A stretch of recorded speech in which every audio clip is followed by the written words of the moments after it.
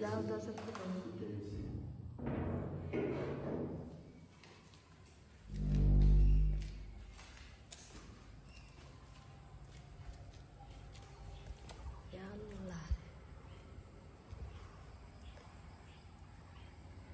এই অবস্থাকে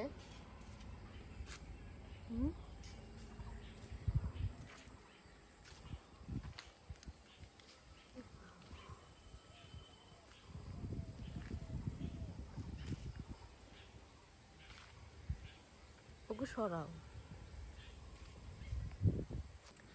এই যে দেখো তোমাদের ভাইয়া ঘুরে ঘুরে দেখছে। তোমার শুট নেই। এই যে ছাদের অবস্থাটা দেখো। এই যে এখন বলছে বাড়ির কাজ করাবে আর কি। মানে এই যে এটা গেট। আর বিশেষ করে এই যে দেখো আম গাছ, আমগুলো কিন্তু একদম কাছাকাছি। তুমি কি করতেছো? এই যে দেখো তোমাদেরকে দেখানোর জন্য চলে আসছি। এই যে আমার মাথার উপরে আম গাছ। আম তো অনেক সুন্দর, একদম আমার সময়। হ্যাঁ দেখছো আম তো অনেক, আম তো অনেক সুন্দর। খাওয়া তুমি? অনেক দাঁড়ায় আরো দেখো। এই যে দেখো অনেক আম। আর এই আম গাছ না অনেক মিষ্টি, অনেক প্রচুর মিষ্টি।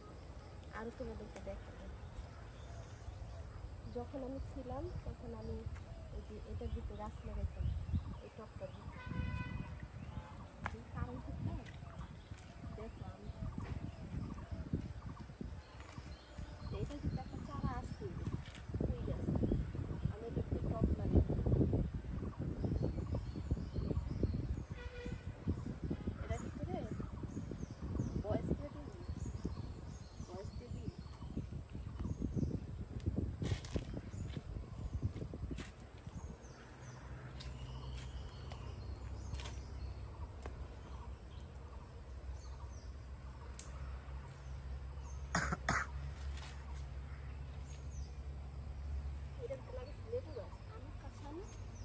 এটা লেবু গাছ না ধনিয়া গাছ? এখন এটা ভিতরে লাগানো হয়েছে লেবু গাছ।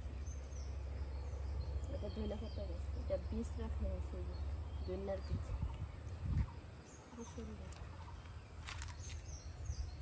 ধনিয়ার বীজ লাগানো হয়েছে। তুমি কালকে আসছো, আজকে কি কাজ করতেছো? গাছ পরিষ্কার। সাধারণত কিছু নাই, লাগাবো দেখি কি হয়। গাছটা কি ভাঙে গেছিল? 2 মিনিট হয়েছে। আসলে যত্ন করার কেউ নাই। ছাদটার অবস্থা 3টা লেবার লাগবে পরিষ্কার করতে হবে। দেখো কি অবস্থা। সকালবেলা শুধু একটু চা খাই উপরে। পুরা ছাদটাই তোমাদেরকে ঘিরিয়ে দেখাই যায়।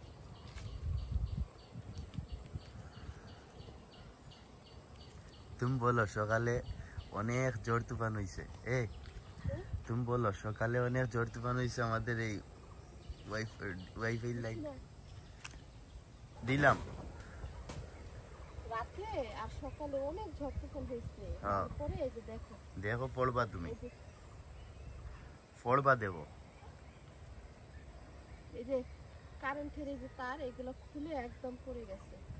দেখো প্রচুর অনেক ঝড় তুফান হয়েছে, বুঝছো? মানে এত কাজ আমি মনে হয় 1 সপ্তাহ শেষ করতে পারবো না।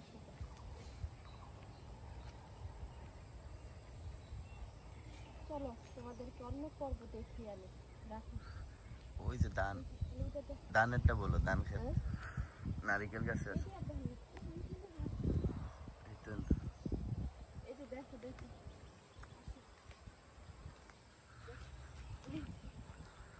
আম ধরছি গাছে।